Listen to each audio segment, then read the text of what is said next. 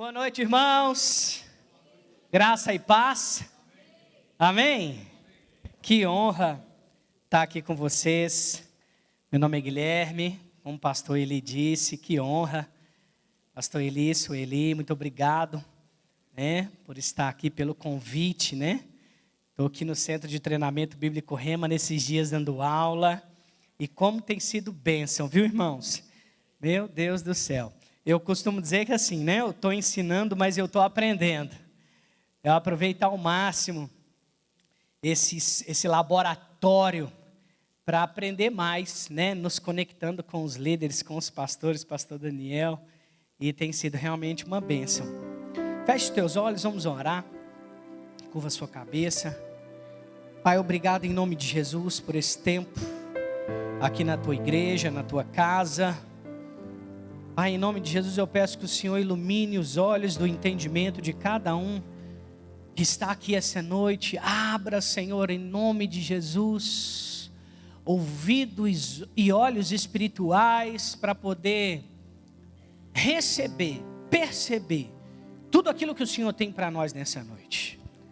Nós sabemos que o Senhor tem coisas poderosas, então abra, Senhor, mesmo o nosso entendimento. Que o Espírito Santo possa, em nome de Jesus, estar aqui fluindo poderosamente, alcançando cada coração, tirando todo sofisma e altivez, preparando corações para receber a poderosa, a palavra de Deus, que é incorruptível. Pai, eu me submeto à unção do Teu Espírito, palavra de sabedoria, o dom da fé, palavra de conhecimento, discernimento de espíritos. Eu declaro milagres, prodígios e maravilhas fluindo no nosso meio ainda essa noite. Eu declaro, Pai, se alguém chegou aqui com algum diagnóstico médico, nós já declaramos o Espírito curador do Senhor manifestando o Teu poder até o final desse culto, diagnósticos sendo transformados. Pai, obrigado. Abra a porta da palavra para que eu possa pregar. E que não seja por sabedoria humana, mas pelo Espírito de Deus, fluindo através da minha vida, para alcançar a tua igreja, em nome de Jesus. E os irmãos dizem: aleluia! Glória a Deus. Bom, abre comigo a sua Bíblia lá em João, capítulo 4, versículo 1. João, capítulo 4, versículo 1. Deixa eu já indicar alguns livros aqui antes de começar, porque eu me empolgo ali e eu esqueço. Bom, como eu disse, estou ensinando sobre evangelismo. Eu quero falar um pouco sobre esse assunto nessa noite também. Mas antes eu quero te indicar alguns livros aqui que impactaram minha vida e que não é especificamente para o evangelista ou para quem faz evangelismo. Não, alcançar pessoas é para todo crente. Então você não tem que se isentar dessa responsabilidade. Paulo disse em 2 Coríntios capítulo 5 que o ministério da reconciliação é para quem nasceu de novo. Quem nasceu de novo aqui em Cristo Jesus? Então você não foi chamado para aquecer banco. Você foi chamado para pregar a palavra. Amém? Aleluia. A gente só tem que ser inteligente. Você está pregando onde? Você tem que usar o ciclo social que Deus te deu. É lá que você vai ser efetivo. Amém? Então, T.L. Osborne, conquistando almas lá fora, onde os pecadores estão. Esse livro é espetacular. É um livro que a gente tem que ler na escola de ministros também. Tem esse daqui, do T.L. Osborne, Ajunta-te a essa carruagem. Livro poderoso. Você pode adquirir lá no Verbo Shop. E tem também esse clássico aqui, Ganhando Almas, também do T.L. Osborne. Esse vai demorar um pouquinho mais para ler, mas vale a pena. Amém? Então vamos para o texto. João capítulo 4, versículo 1. Aleluia. Quem achou, diga amém. Quem achou, diga: minhas contas estão pagas. Amém. E o texto diz assim, vou ler na versão Almeida revisada e atualizada. Quando, pois, o Senhor veio a saber que os fariseus tinham ouvido dizer que ele, Jesus, fazia e batizava muitos mais discípulos que João, Se bem que Jesus não batizava, e sim os seus discípulos, deixou a Judéia e retirou-se outra vez para a Galileia. Diga assim comigo: Jesus deixou a Judéia em direção para a Galileia. Verso 4. E era-lhes necessário atravessar a província de Samaria. Então veja, a saída de Jesus é da Judéia, ele vai para a Galileia, e João aqui faz menção de que lhe era necessário passar por Samaria. E aí eu quero pausar um pouco, nós vamos ler daqui a pouco um pouco mais, nós não vamos sair muito desse texto hoje. Mas sabe o que é interessante? É que os judeus normalmente não passavam por Samaria. Porque os judeus não se davam com os samaritanos. Então não necessariamente era necessário passar por Samaria. Mas antes de falar sobre isso, eu quero mencionar para você por que os judeus não se davam bem com os samaritanos. Porque eu acho que antes da gente entender toda a ação que vai acontecer aqui nesse texto, toda a movimentação de Jesus, toda a movimentação dos discípulos, esse encontro que ele tem com aquela mulher samaritana, Jesus quebra muitas coisas aqui no percurso desses encontros, ou desse encontro, ou de ir até essa cidade. A primeira coisa que nós precisamos entender, não, você não precisa abrir, eu só vou te dar alguns textos, mas lá em 1 Reis, capítulo 11, fala sobre o momento onde Salomão, por causa da idolatria, rompe o reino após a sua morte, e aí o reino é dividido em dois, o reino do norte e o reino do sul. Então, a divisão entre os judeus e o povo samaritano começou aqui. Roboão e Jeroboão, os dois filhos de Salomão. Então o reino de Israel foi dividido. Israel agora tinha capital em Samaria, reino do norte. E o reino do sul era chamado de Judá, com a capital em Jerusalém. Então nós temos aqui Jerusalém, nós temos o Israel dividido em dois, nós temos uma capital em Samaria, e no reino do norte, e no reino do sul, Judá com a capital em Jerusalém. A partir daqui começou-se uma dificuldade de relacionamento entre os dois. Havia-se uma divisão, e tudo começou por causa da idolatria. E agora nós temos um reino dividido. E eu quero que você abra comigo em 2 Reis, capítulo 17, versículo 5. 2 Reis, capítulo 17, versículo 5. E eu quero te falar o porquê que eles deixaram, por exemplo, de se dar bem também com os samaritanos. Aqui em 2 Reis, capítulo 17, versículos 5 e 6, diz assim: porque o rei da Síria passou por toda a terra, subiu a Samaria e a sitiou por 3 anos.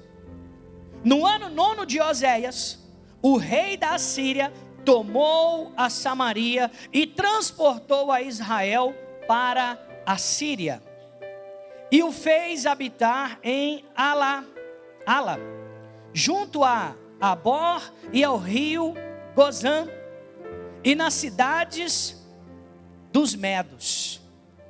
E agora eu quero que você vá lá comigo para o verso 24. Vamos ler do 24 ao 29. Diz assim: o rei da Síria trouxe gente de Babilônia, de Culta, de Ava, de Amate, de Safaim, e fez habitar nas cidades de Samaria, em lugar dos filhos de Israel. Tomaram posse de Samaria e habitaram nas suas cidades. A princípio, Quando passaram a habitar ali, não temeram o Senhor. Então mandou o Senhor para o meio deles leões, os quais mataram alguns do povo. Pelo que se disse ao rei da Síria: as gentes que transportaste e fizestes habitar nas cidades de Samaria, não sabem a maneira de servir ao Deus da terra. Por isso, envia ele leões para o meio delas, os quais as matam, porque não sabe como servir o Deus da terra. Então o rei da Síria mandou dizer: levai para lá um dos sacerdotes que de lá trouxestes, que ele vá e lá habite e lhe ensine a maneira de servir o Deus da terra. Foi, pois, um dos sacerdotes que havia levado de Samaria e habitou em Betel, e lhes ensinava como devia temer o Senhor. Porém, cada nação fez ainda os seus próprios deuses nas cidades em que habitava, e os puseram nos santuários dos altos que os samaritanos tinham feito. Então o que nós percebemos nesses dois textos? Nós sabemos que a história é longa, mas nesses dois textos nós podemos ter aqui um pouco de esclarecimento. O reino foi dividido, Judá permanece íntegra até um certo momento, mesmo com o reino dividido, mas Samaria é invadido pela Babilônia, povos pagãos, e agora há uma mistura entre judeus e gentios, ou pagãos, e agora há também uma mistura de raça e religião, de crença. Ou seja, os judeus não se davam bem com os samaritanos, primeiro porque havia ali homens e mulheres que não eram de fato judeus, eles eram mistos, a religião não era a mesma, eles foram perseguidos por aquele povo, houve oposição. Por exemplo, quando Neemias vai reconstruir o templo, os muros de Jerusalém, os samaritanos tentaram ajudar na reconstrução, Esdras nega aquela ajuda, os samaritanos agora se opõem à construção. Ou seja, existia um embate, um desafio entre esses dois povos. Então o que acontecia? Uma vez que esse povo não era um povo que adorava ao Deus de Israel, uma vez que esse povo era um povo misto, não poderiam ser considerados judeus, e havia uma posição entre eles, os judeus sempre os evitavam. E aí, quando Jesus, em João capítulo 4, versículo 4, fala que era necessário passar por Samaria, na verdade, eles não faziam esse caminho. Eles davam a volta para poder chegar na Judéia. Olha só como que acontecia. Bom, em João 4,4 ele fala que era necessário, mas sabe qual era a distância que eles percorriam, por exemplo, para chegar até Samaria? Era aproximadamente de 110 a 115 quilômetros. E eles demoravam cerca de 3 dias, se eles fossem direto. De 3 a 4 dias, andando cerca de 25 a 30 quilômetros por dia, que era o ritmo comum da época. Ou seja, eles andavam bem para chegar em Samaria se fosse direto. Mas a oposição era tanta. A rota mais curta era ir direto. Mas eles não se davam bem. Então o que eles faziam? Eles faziam uma rota mais longa. Saíam de Jerusalém, passavam por Jericó, cruzavam o rio Jordão, iam para o território da Pérea, depois eles voltavam para cruzar o Jordão novamente ao lado norte, depois eles entravam na Galileia, eles davam um círculo em volta. Então não era comum esse trajeto, porque quando João aqui fala, Quando o texto relata que era necessário, Jesus aqui, irmãos, está colocando a crença, os valores e a cultura daqueles discípulos em xeque. Eu te pergunto, isso acontece com você quando você precisa falar de Jesus para alguém que você não quer? Às vezes confronta os seus valores, sua cultura, sua classe social, o lugar de onde você veio, como você veio. Às vezes a gente não quer fazer algumas coisas que nós somos chamados para fazer. Às vezes a gente não tem coragem de ir a alguns lugares que o Senhor nos chamou para ir. Por exemplo, o pastor citou aqui que fizeram alguns evangelismos aqui na região. Mas às vezes a gente está em alguns lugares, irmãos. Às vezes você está no seu cotidiano, lá no seu trabalho. E lá no seu trabalho tem uma pessoa difícil, que você não concorda, que você não gosta, que às vezes tem até uma certa rusga. Mas sabe que o que Jesus fez com os discípulos, falando que era necessário passar por Samaria, é porque aqui eles estavam passando por treinamento. Era necessário serem confrontados naquilo que parecia ser difícil. Sabe, irmãos, nós somos sempre confrontados quando nós precisamos lidar com pessoas que nos desafiam. Agora, o que eu preciso entender é que eu cresço com isso e não retrocedo. Quando eu sou confrontado a pregar para alguém que não é uma pessoa fácil de lidar, é porque Deus deseja que eu amadureça, é porque Deus deseja que eu coloque em prática o fruto do Espírito: amor, mansidão, domínio próprio, benignidade. É porque nesse momento, quando nós temos que passar por lugares que nos confrontam, em um certo momento Jesus vai falar, vai comprar alimento lá na cidade. Você já parou para pensar? Agora, os discípulos que não se davam, que não queriam nem passar por Samaria, eles davam uma volta, pastor, e agora eles têm que ir lá negociar alimentação com o povo que eles odeiam.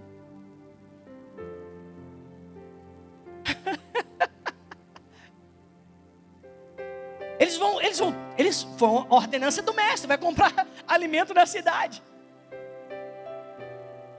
Sabe, irmãos, eu olho para cada passo de Jesus. Às vezes a gente está lendo a Bíblia de uma maneira muito corrida, e a gente não está parando para observar alguns pequenos detalhes, a entrelinha daquele assunto. Sabe, um líder de fato, de verdade, ele não está te dando uma orientação só para você fazer aquilo. Ele está querendo aperfeiçoar o seu caráter. É por isso que Deus nos coloca em lugares onde nós precisamos falar, como Paulo disse a Timóteo, a tempo e fora de tempo, seja oportuno ou não, seja favorável ou não, porque quando eu sou colocado num lugar de desconforto, além de alcançar o outro, eu amadureço.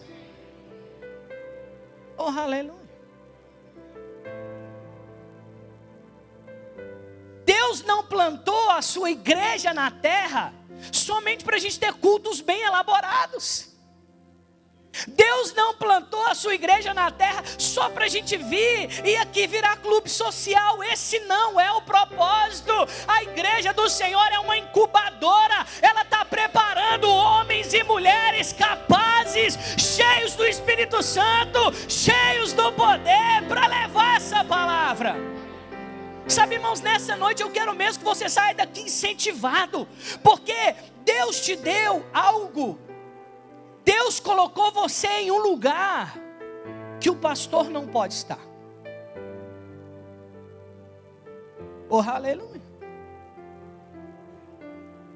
Esses dias estava eu e Gabriel batendo um papo lá no apartamento, e a gente conversando, e ele chegou animado. Professor, eu falei de Jesus para alguém hoje. Uau! Ele falou, eu esperei a oportunidade.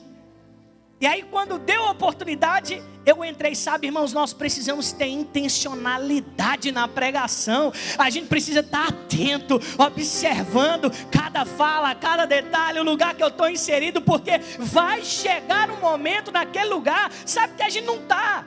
Deus não colocou você, Deus não colocou ele para estudar lá e fazer medicina e estar com aquelas pessoas só por fazer. Porque nós somos estrangeiros nessa terra, nós somos peregrinos, a nossa terra não é aqui, nós somos celestiais, nós vamos voltar para nossa casa, mas Deus quer que nós levamos o maior número de pessoas conosco. Então é a tempo e fora de tempo. As pessoas não estão percebendo isso, mas você está ali. Uau, peraí, será que vai ser agora? Peraí, que eu acho que vai ter uma deixa aqui, e eu vou entrar com a palavra, eu vou falar que Jesus é bom. Sabe, irmãos, nós vamos ter mesmo ao longo dos nossos dias. Às vezes você vai chegar em lugares, por exemplo, pastor Eli, lá no trabalho dele, no negócio dele, às vezes ele vai chegar em lugares, em pessoas, seja num loteamento, seja numa casa, e vai conversar com alguém que talvez ela está ali especificamente porque Jesus queria que ela ouvisse a palavra. Sabe, irmãos, eu não sei qual é a sua área de atuação. Eu não sei qual lugar que você toca. Eu não sei qual é a sua expertise. Eu não sei a sua capacidade.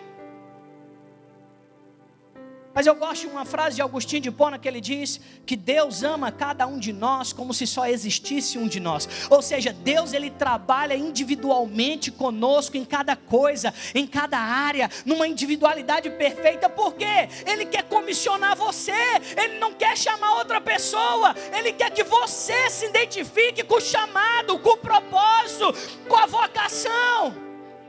Ele olha para você e espera que você tenha uma atitude e corresponda. Oh, aleluia! Eu lembro que quando eu estava em Belo Horizonte, servindo na igreja local, nós tivemos um missionário lá, Simon Porter. Rapaz, ele foi falar do lançamento de um livro até os confins da terra, Ushuaia. Meu amigo, e ele falou tantas coisas, e naquele dia eu falava: Pai, o Senhor tem que trazer convicção no meu coração, eu quero te servir, eu quero fazer a sua vontade, irmãos. Naquele dia, Deus, ele trouxe tanta convicção para a próxima fase que eu iria vivenciar, numa outra cidade, no pastoreio. Mas sabe de uma coisa que, a primeira coisa que eu disse para o Senhor naquele dia é: Pai, eu estou disponível. A grande coisa é que às vezes a gente não está tão disponível. A gente está muito apegado nessa vida. A gente está muito apegado nas coisas dessa vida.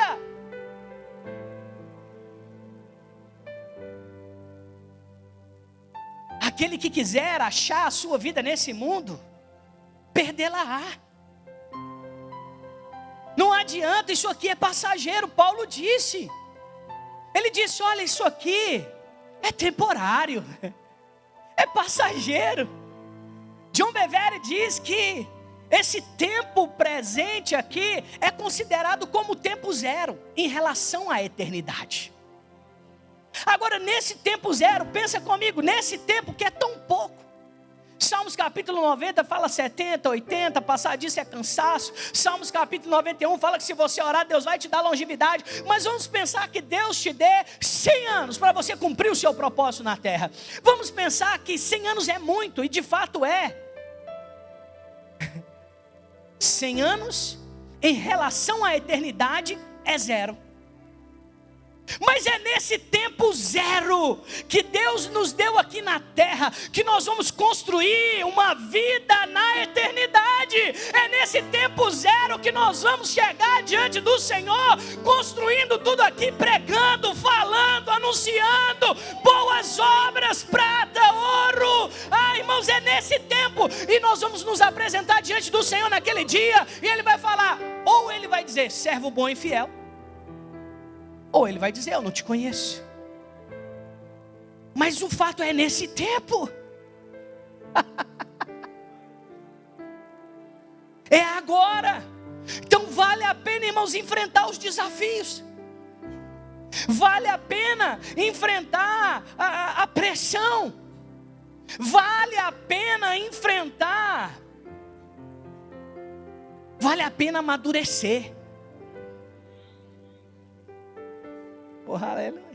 O fruto do Espírito não é só algo que está ali distante, e talvez eu alcance. Porque meu temperamento, né? Eu sou colérico. Eu sou sanguíneo. Não, irmãos, o nosso temperamento precisa convergir no fruto do Espírito. O temperamento do cristão é o fruto do Espírito, é amor, é mansidão. Mas eu sou muito bravo, eu não levo desaforo para casa, é por isso que eu tenho desafio de pregar. Então você precisa amadurecer, porque o amor tem longanimidade, o amor tem domínio próprio. Eu lembro de um dia que eu precisei ir no Detran resolver algumas coisas do meu carro. Irmãos, eu vou falar para você, no sistema novo de vistoria, demorou até... Eu cheguei lá mais ou menos 7 horas da manhã, era meio-dia, não tinha resolvido. Sentei lá, peguei meu telefone, fui ler a Bíblia, fui ver algumas coisas engraçadas no Instagram e fiquei aguardando. Perguntei, não tinha resolvido. Fiquei aguardando. Eu saí de lá mais ou menos 1h da tarde. Eu lembro que quando resolveu, eu agradeci. E eu estava saindo, abri a porta e a moça que me atendeu falou: moço, qual que é a sua igreja? Eu fiquei sem entender, eu juro. Eu fiquei sem entender. Eu falei: não entendi por quê. Ele falou assim: não, porque você teve tanta paciência aqui hoje. Não, você deve ser cristão. Não é possível. Falei: não, eu sou cristão. Irmãos, a nossa atitude demonstra o que nós carregamos. As nossas ações refletem quem nós somos. Como você está reagindo? Porque normalmente uma atitude pensada não é o que você é. O que você é? A sua reação. Porque quando você reage, você não pensa. Como você está reagindo diante dos desafios? Aleluia. Talvez, irmãos, esse daqui foi um dos maiores desafios para os discípulos. A Bíblia não relata com profundidade, mas eles vão ter que lidar agora com um desafio cultural. Eles vão ter que lidar com aquilo que eles passaram. Eles vão ter que pensar que eles foram oprimidos, que houve desafios, que havia desavenças e que não eram pessoas que eles queriam se relacionar, mas o mestre, o enviado de Deus na terra, que já havia promovido milagres, prodígios, maravilhas, ou seja, dado demonstrações, falou: ei, nós vamos ter que passar por Samaria.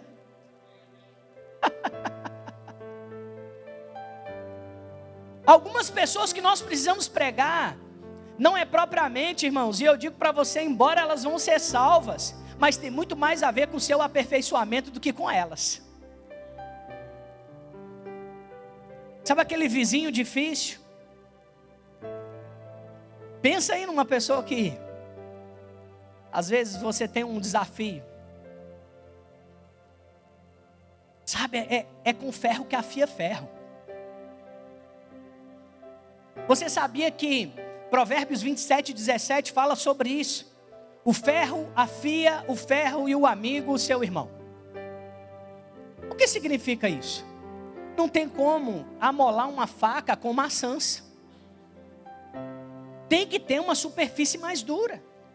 E às vezes nós vamos ser afiados para cumprir o nosso propósito.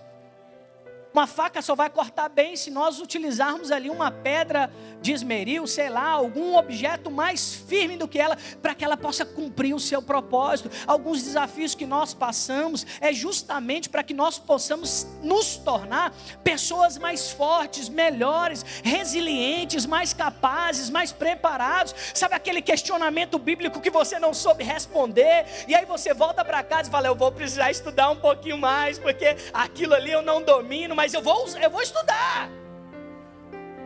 O evangelho é sobre isso, é você vai, anda, caminha um pouco mais, avança, alcança pessoas. Mas a minha praia não é pregar. Eu tenho certeza que tem um povo que você tem facilidade de conversar. Tenho certeza. Às vezes é aquela galera lá do futebol. Irmãos, eu vou dizer para vocês uma coisa. Na minha cidade, lá em Pedro Leopoldo, Nós começamos a igreja com 2 pessoas. Não tinha ninguém, né? Nós alcançamos 2 pessoas, começamos. 1 ano, pouquíssimas pessoas. Aí um dia o Senhor me deu uma direção. E eu segui um irmão lá na rede social, uma pessoa na rede social. E ele jogava bola. Aí um dia ele postou no Instagram. Assim, se tiver algum fominha, quiser jogar bola, futebol da madrugada. Irmãos, eu nunca fui bom de bola. Pensa numa pessoa ruim de bola. Sou eu. Não tinha afinidade nenhuma. Gostava de outras coisas, mas futebol não era comigo. Mas eu percebi que aquela era a abertura que eu tinha para alcançar aquele cara. Que Deus me falou que era para alcançar. Aí eu mandei uma mensagem para ele. É uma pessoa relevante na cidade. Mandei uma mensagem para ele no Instagram. Eu acho que era março de 2022, mais ou menos. Ele me respondeu em novembro, por exemplo. Só que eu não me senti inferior. Eu entendi, eu tenho um propósito. Ele me respondeu, vou responder como se ele tivesse acabado de falar comigo. Respondi ele, falei, olha, onde que é, como que vai funcionar? E eu lembro que fui no futebol uma vez. Na segunda vez que eu fui no futebol, na semana subsequente, ele me perguntou, você é pastor? Eu falei, nós estamos iniciando uma obra aqui na cidade. E para quem joga bola sabe que os intervalos são curtinhos, né? É 5 minutos ali, acabou, entra de novo. Então todas as vezes eu ficava pertinho dele ali, na hora que ele precisava falar alguma coisa, eu correspondia. Um dia eu levei um livro para ele, do irmão Reiga, falei, quero te abençoar com esse livro. Ele é empreendedor, dei um livro para ele falando sobre negócios. E fui ali, automaticamente, chegando pertinho, conversando, irmãos. No fritar dos ovos, né? Hoje, ele congrega conosco. Se tornou prefeito da cidade. Através dele nós alcançamos muitas famílias. Ele nos auxiliou em momentos desafiadores. Mas tudo porque eu entendi como eu posso ser efetivo para Deus. Como eu posso levar essa palavra adiante. Quais estratégias eu posso utilizar? Quais barreiras eu posso quebrar? Aleluia. Depois de 6 meses, ele fez uma imersão lá na cidade, uma imersão de aceleração profissional, com princípios milenares. E esses princípios eram os princípios da palavra. Ele falou, pastor, você podia falar sobre sabedoria.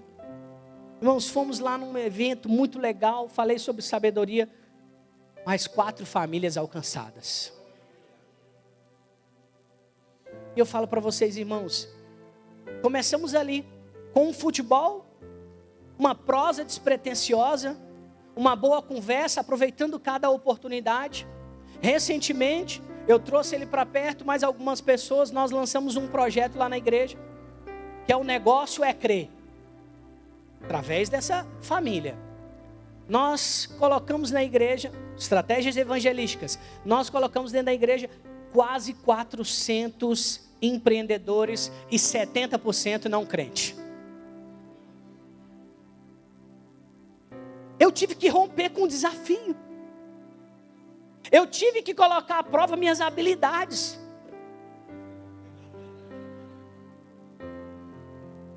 Eu tive que ouvir sobre futebol para saber conversar, pastor Daniel.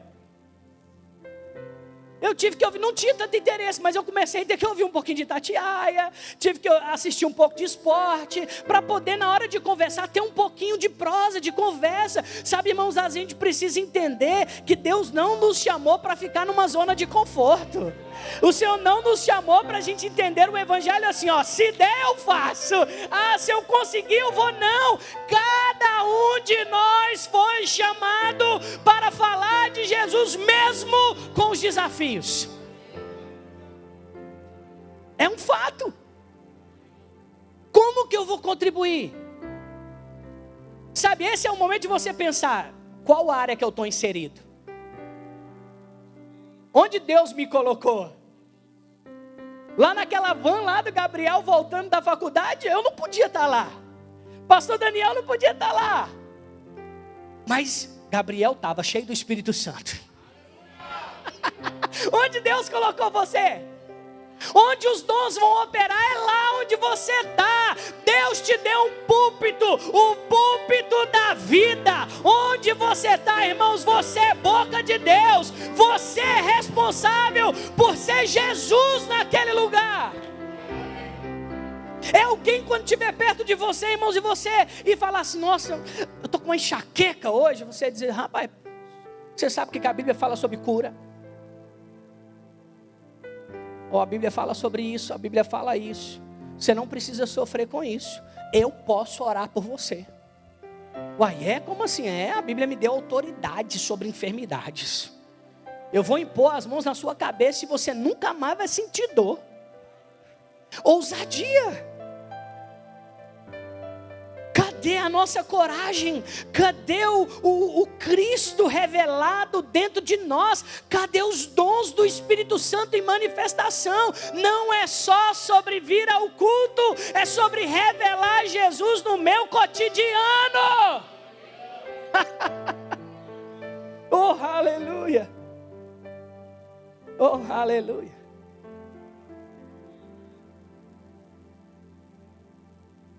Vamos lá para João capítulo 4, versículo 5.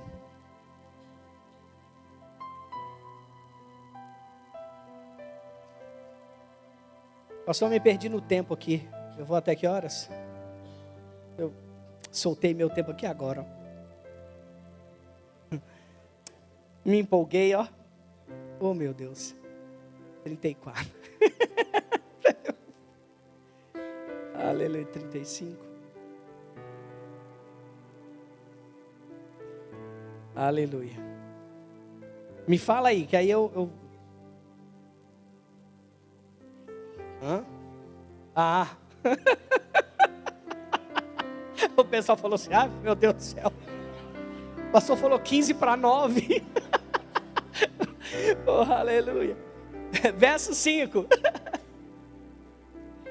Chegou, pois, a uma cidade samaritana, chamada Sicar, perto das terras que Jacó dera ao seu filho José. E estava ali a fonte de Jacó, cansado da viagem. Está todo mundo aí no texto? Assentara-se Jesus junto à fonte, por volta da hora sexta.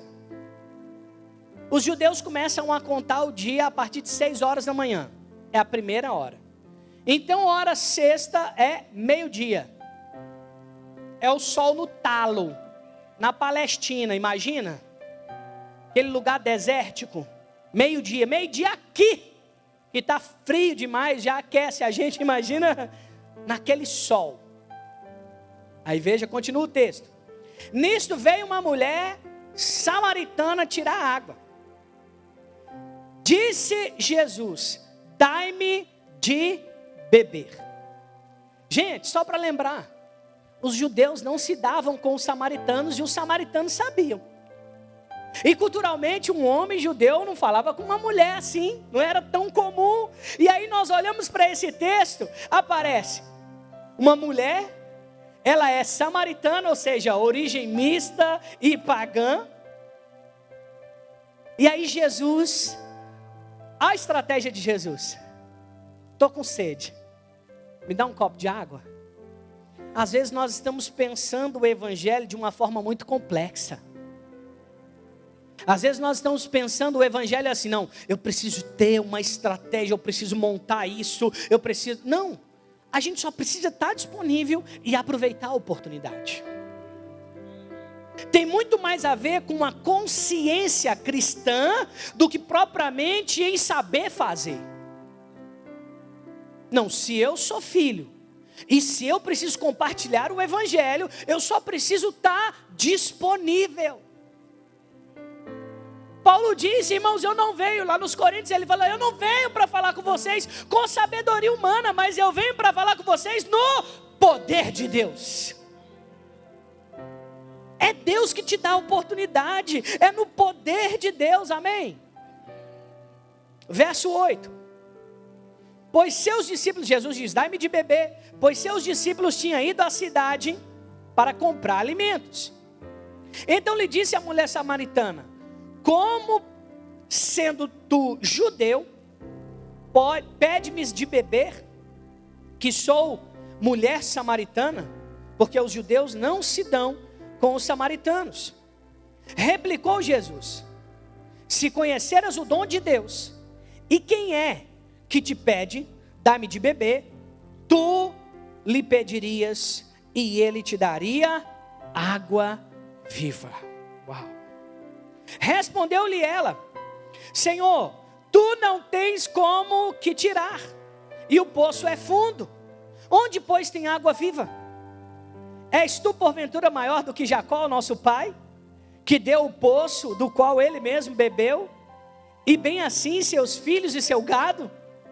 Afirmou-lhe Jesus, quem beber dessa água, tornará a ter sede. Aquele porém que beber da água que eu lhe der, nunca mais terá sede. Pelo contrário, a água que eu lhe der, será nele uma fonte a jorrar para a vida eterna. Disse-lhe a mulher, Senhor, dai-me dessa água, para que eu não mais tenha sede, nem precise vir aqui buscar. Essa mulher, irmãos, é uma mulher que está passando por um jugo de preconceito, porque, por exemplo, o horário de tirar água no poço é na primeira hora. No máximo na terceira hora do dia, até 9 horas da manhã, porque o sol está abaixo. Essa mulher, ela estava fugindo do relacionamento social. Ela estava fugindo das acusações. Nós vamos ver um pouco mais adiante, você conhece esse texto. Jesus vai falar sobre o seu marido. Essa mulher já tinha passado por pressões. Olha o que Jesus vai falar com ela. Ó. Jesus lhe disse, vai e chama o teu. Olha a resposta dela. Ao que lhe respondeu a mulher, não tenho marido, replicou-lhe Jesus. Não tenho marido. Replicou-lhe Jesus, bem dissestes, não tenho marido, porque 5 maridos já tivestes.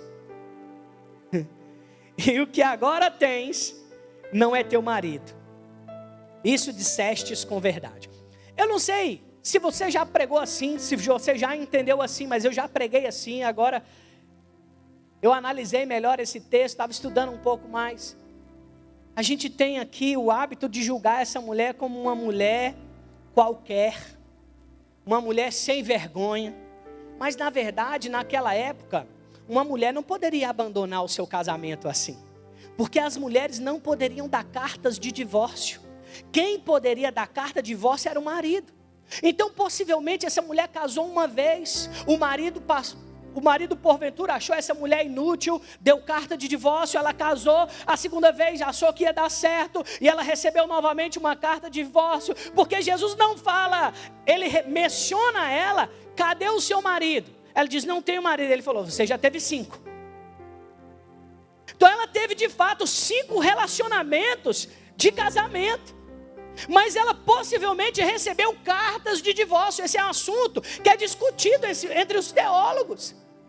Ela recebeu cartas de divórcio. Essa mulher não queria mais se relacionar com as outras mulheres, porque para ela ficar reforçando a sua integridade o tempo todo, não, porque o problema não foi comigo, o problema foi que aconteceu isso ou aquilo. Era uma mulher que estava aqui complexada já. Ela não queria ficar se justificando. Sabe o que isso significa para mim e para você? Irmãos, Jesus não se importa com quais são os desafios que as pessoas têm vivenciado. Jesus não está preocupado com qual foi o pecado cometido por alguém ou pelo outro. Por exemplo, 2 Coríntios, o apóstolo Paulo fala, no capítulo 5, no verso 18, ele fala que Deus estava com Cristo, reconciliando consigo mesmo o mundo, não imputando aos homens as suas transgressões. Porque o nosso papel não é de imputar nas pessoas os problemas delas, as transgressões dela, a vida de pecado que ela carrega. O nosso papel é pregar o amor de Jesus. O nosso papel é falar: ei, o mundo não te quer. Ei, você está passando por essa pressão, vem para cá. E Jesus te abraça. Jesus te abraça. Eu te amo, estamos juntos, vamos para cima.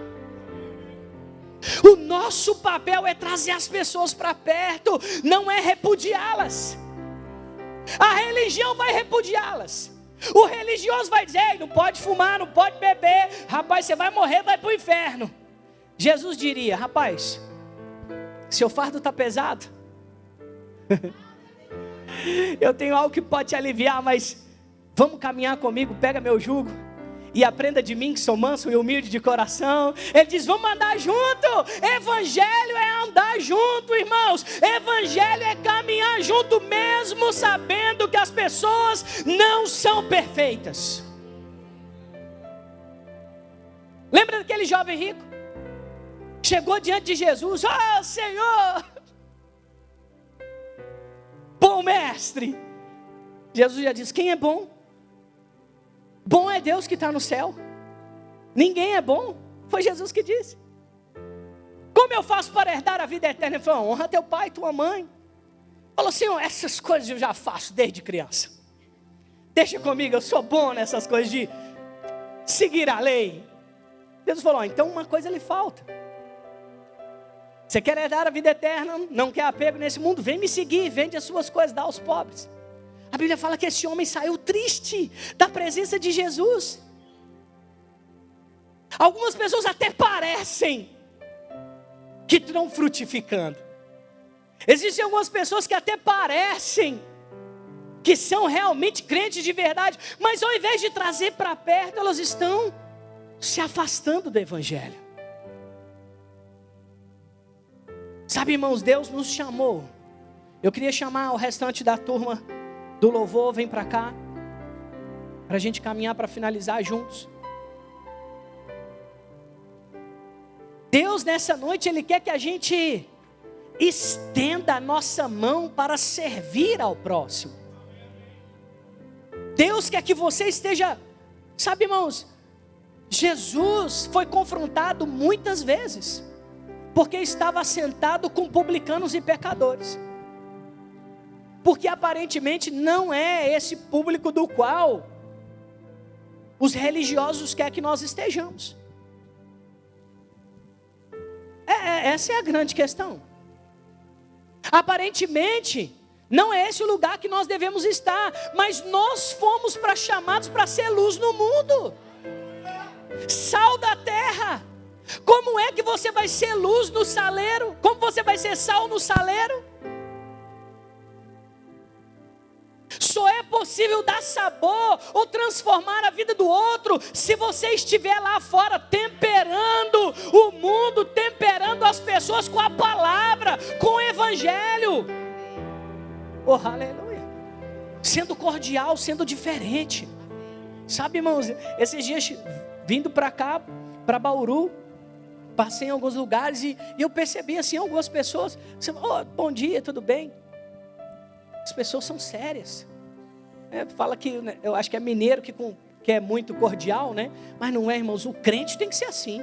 Amém. Se o mundo não é, o problema é deles. Mas a gente, não, a gente tem que exalar Jesus. A gente tem que passar dentro do elevador e falar: oi, tudo bem? Deus abençoe a sua vida. E a pessoa fala: ué, quem é essa pessoa? Diferente. Porque é perceptível. Ou pelo menos deve ser. Ninguém gosta de estar perto de gente chata. Eu imagino que Jesus era o cara mais divertido da terra. Jesus devia ser um cara bacana, descolado, brincalhão, porque tinha uma multidão seguindo Jesus, irmãos. A gente precisa olhar para o mestre e aprender algumas coisas.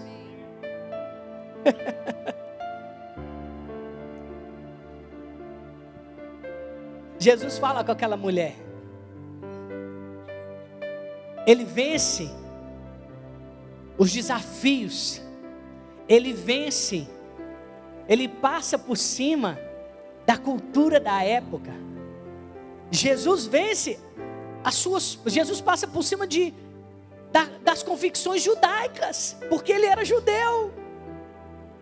Ele fala: o reino é isso, é pregar mesmo quando há desafios aqui, é falar em tempo oportuno. Então Jesus disse: bem disseste, não tenho marido, porque 5 maridos já tivestes, e este agora que tens não é teu marido. Verso 19: Senhor, disse-lhe a mulher, vejo que tu és. Irmãos, os dons espirituais, eles vão fluir quando você estiver lá no campo. Palavra de sabedoria, foi isso que fluiu do mestre. Palavra de sabedoria. Você já teve 5 maridos, mas o que tens não é teu. Essa mulher falou: opa, ei, tem tanto tempo que os profetas não falam, tem tanto tempo que isso não acontece. Espera aí, esse cara é profeta. Irmãos, as pessoas, elas precisam encontrar em você algo que é divino. 1 Coríntios capítulo 12, onde Paulo fala sobre os dons espirituais, tem a ver com, ali fala sobre os dons, lá no verso 31 ele diz: ore e busque com zelo os melhores dons. O problema é que às vezes a gente está aquém. Os dons estão lá disponíveis, o Senhor falou para orar, para pedir, para buscar, mas a gente não está buscando, a gente não está pedindo. Porque o texto fala que Ele que nos dá segundo a sua vontade, ou seja, como lhe apraz. Então, palavra de conhecimento, palavra de sabedoria, profecia, milagres, prodígios, dom da fé, vai fluir quando? Quando o Espírito Santo entender que existe necessidade. Então no verso 31, quando ele diz busque com zelo, é o que? Você está sempre orando: Pai, eu estou saindo de casa, pode ser que eu passe no metrô, pode ser que eu esteja no ônibus, pode ser lá no trabalho, que os dons espirituais estejam operando na minha vida. Pode ser que eu encontre um coxo, pode ser que eu encontre um doente. Então manifeste em mim se houver oportunidade, manifeste através de mim se for necessário, manifeste através de mim, abra a porta da palavra, Pai, mas que nesse dia eu possa falar com alguém. Irmãos, Deus não te chamou para ficar calado. Ele não falou que você tem que abrir mão do seu trabalho, não é isso. É onde você estiver, é na sua esfera de atuação, é durante o dia, é no cotidiano. Só que nós precisamos nos antecipar, é acordar com intencionalidade, é acordar e falar: Pai, se eu sou seu instrumento, e eu acredito que eu sou, eu não quero viver aquém aos dons. Eu não sou pastor da igreja, eu não sou o mestre, mas eu sou filho, e eu sei que o Senhor quer operar através da minha vida. Se for lá na faculdade, flua através de mim, Pai. Talvez chegue alguém ali doente, eu preciso orar, então eu quero estar disponível. Espírito Santo, eu estou disponível. Eu quero os dons, eu quero operação, eu quero milagre, eu quero ousadia.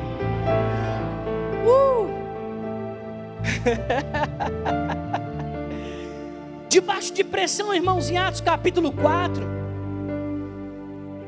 os discípulos foram ameaçados depois de curar aquele coxo: se vocês continuarem pregando o nome de Jesus, vocês serão presos, vocês serão mortos. A Bíblia fala que eles saem dali, encontram os outros discípulos, e eles falam: ei, fomos ameaçados, vamos orar para ter mais sabedoria, mais ousadia, vamos orar para ter mais intrepidez. Onde estão os discípulos dos tempos atuais? Onde estão os homens e as mulheres que estão dispostos a dizer: Pai, tá pressão, tá difícil, eu não estou aguentando não, mas as coisas estão complicadas, mas Pai, me dá ousadia para não viver da mesma forma, para pregar a palavra.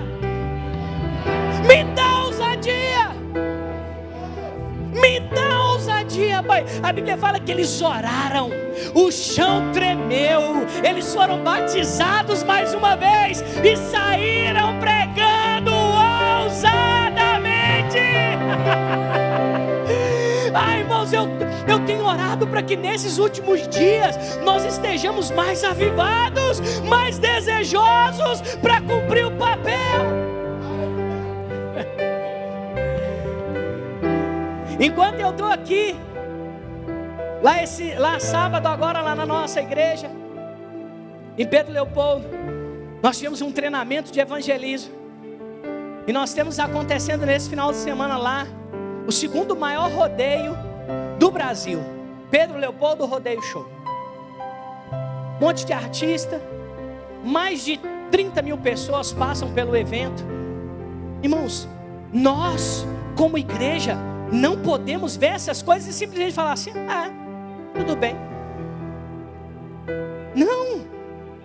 A igreja está plantada na terra para fazer a diferença. A igreja está plantada aqui nessa região de Bauru para fazer a diferença. A gente precisa multiplicar, a gente precisa crescer, irmãos. Não pode passar 365 dias e eu não alcancei ninguém, eu não preguei para ninguém, eu não multipliquei essa palavra para mais nenhuma pessoa. Está errado. Está errado, gente. Está errado. Com 2 pregações, Pedro pregou e pessoas foram salvas, 8 mil pessoas.